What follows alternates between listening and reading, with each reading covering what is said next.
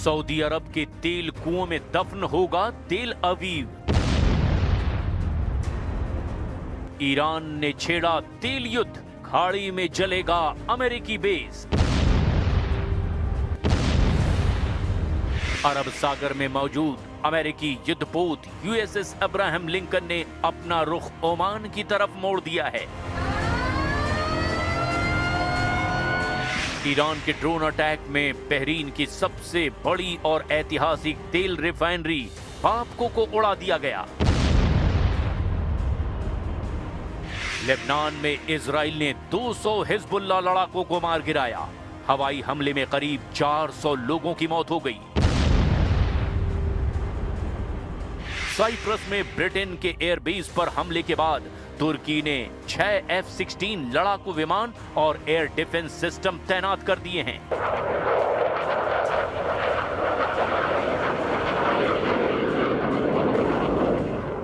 मैं इस वक्त इसराइल में उस गाड़ी में बैठा हूं जो बिल्कुल चकनाचूर हुई है ईरान के बैलिस्टिक मिसाइल के अटैक से। आप देख सकते हैं क्या हाल हुआ है। हालत आप देख सकते हैं जो बाहर रहती हैं, और मकानों की हालत आप पूछिए मत के इर्द गिर्द मकानों की हालत क्या हुई है। ये देख सकते हैं आप, मकान खंडर में तब्दील हो गए हैं।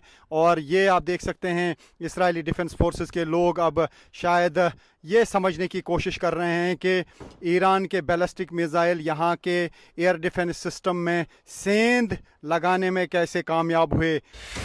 अब मिसाइलें सिर्फ शहरों पर नहीं गिर रही, निशाने पर हैं तेल के कुएं, रिफाइनरी और अमेरिकी मिलिट्री बेस।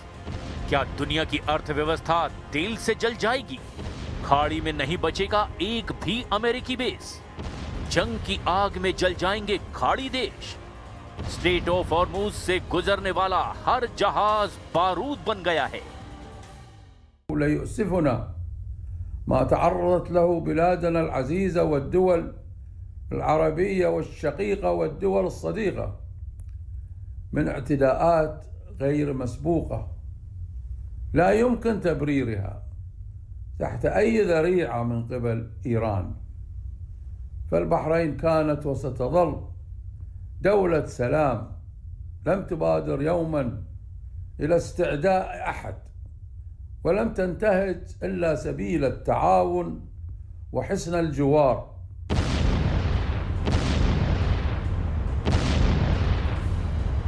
ईरान की IRGC यानी इस्लामिक रिवॉल्यूशनरी गार्ड कॉर्प्स ने पिछले कुछ दिनों में सैकड़ों बैलिस्टिक मिसाइलें, क्रूज मिसाइलें और ड्रोन अटैक लॉन्च किए।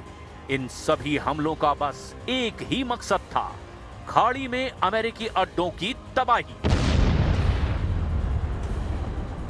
कतर में अल उदेद बेस, मिडिल ईस्ट में अमेरिका का सबसे बड़ा मिलिट्री बेस। ईरान ने यहां बार बार हमले किए। धमाकों की आवाज से दोहा गूंज रहा है। कतर की एयर डिफेंस ने सैकड़ों ड्रोन और मिसाइलों को इंटरसेप्ट किया है। UAE में तेहरान ने अल धवरा एयर बेस पर ड्रोन और मिसाइल अटैक किए हैं। सैटेलाइट कम्युनिकेशन और रडार सिस्टम को निशाना बनाया। अबू धाबी और दुबई में भी कई धमाके हुए। कुवैत में अली अल सलेम एयरबेस पर और कैंप आरिफ जान पर बड़े बड़े हमले हुए। कुवैत ने 178 मिसाइल और 384 ड्रोन को इंटरसेप्ट करने का दावा किया। बहरीन में US 5th फ्लीट हेडक्वार्टर पर अटैक हुए। ऑयल रिफाइनरी और पानी के प्लांट को भी निशाना बनाया गया। चारों तरफ धुआं उठता हुआ दिखाई दिया। इराक के एरबिल में US बेस पर ड्रोन स्ट्राइक हुई। कुर्दिस्तान इलाके में भी हमले हुए। सऊदी अरब में रस तनूरा रिफाइनरी और दूसरे ठिकानों को भीषण ड्रोन हमलों से दहला दिया गया। ईरान ने दावा किया कि सभी हमले अमेरिका और इजराइल के हमलों के जवाब में हुए। ये हमले तब तक जारी रहेंगे जब तक खाड़ी देश अमेरिका को अपनी जमीन इस्तेमाल करने के लिए देते रहेंगे।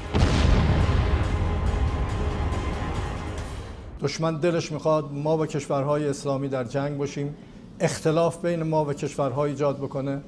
بارها و بارها گفتیم و نیت و هدف مقام معظم رهبری این بوده ما با کشورهای همسایه خودمون برادریم، باید ارتباطاتمون خوب باشه.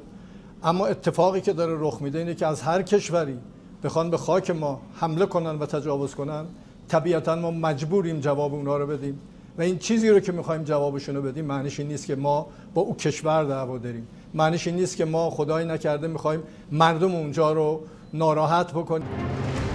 खाड़ी देश अब पूरी तरह से युद्ध की चपेट में हैं। अमेरिकी मिलिट्री बेस होने की वजह से वो ईरान के निशाने पर हैं। कई खाड़ी देशों ने अमेरिका से सुरक्षा देने की मांग की है, लेकिन कुछ एक्सपर्ट्स कह रहे हैं कि ये ईरान की एक बड़ी भूल हो सकती है। खाड़ी देश अब अमेरिका और इजराइल के साथ मिलकर ईरान पर अटैक कर सकते हैं। So the US-Israeli attacks are clearly illegal. There's really no doubt about it. And the reason why there's no doubt about it is that the only justification that the US and Israel could use to justify their use of force on Iran is self-defense. इस जंग का असर अब खाड़ी में तेल के उत्पादन को प्रभावित करने लगा है। कतर में एनर्जी मिनिस्टर ने कहा कुछ दिनों में गल्फ में ऑयल गैस प्रोडक्शन रुक सकता है। सऊदी अरब, यूएई, कुवैत में भी तेल उत्पादन में काफी कमी आई है। स्ट्रेट ऑफ हॉर्मुज से ग्लोबल ऑयल सप्लाई चेन करीब करीब बंद हो गई है। खाड़ी में पानी के प्लांट निशाना बनाए जाने से वाटर सप्लाई पर खतरा बढ़ गया है। दुनिया की अर्थव्यवस्था हिल रही है। कच्चे तेल की कीमतें लगातार बढ़ती जा रही है। ईरान के राष्ट्रपति मसूद पजेश्कियन ने गल्फ देशों से माफी मांगी, लेकिन जंग में ईरान का नया सुप्रीम लीडर तैयार है। ईरान में अंतिम फैसला कौन ले रहा है? ईरान की राजनीति में आखिरी शब्द राष्ट्रपति के नहीं, सुप्रीम लीडर के होते हैं। ईरान के नए सुप्रीम लीडर ने साफ संकेत दे दिए कि मिडल ईस्ट की इस जंग से ईरान पीछे हटने वाला नहीं है।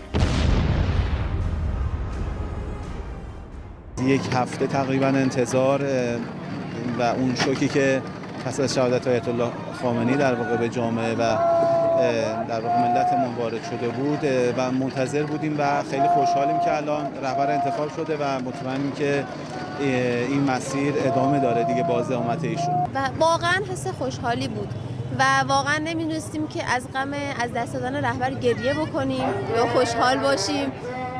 از بابت اینکه آقا مجتبی انتخاب شدن. آقا مجتبی واقعا مثل پدرشون و واقعا لایق ترین و شبیه ترین کسی که ممکن بود در بین اعضا انتخاب بشه واقعا آقا مجتبی بود. तेहरान से आए संकेत में कहा गया कि अगर अमेरिका और इजराइल ने हमले जारी रखे तो जवाब और ज्यादा खतरनाक होगा।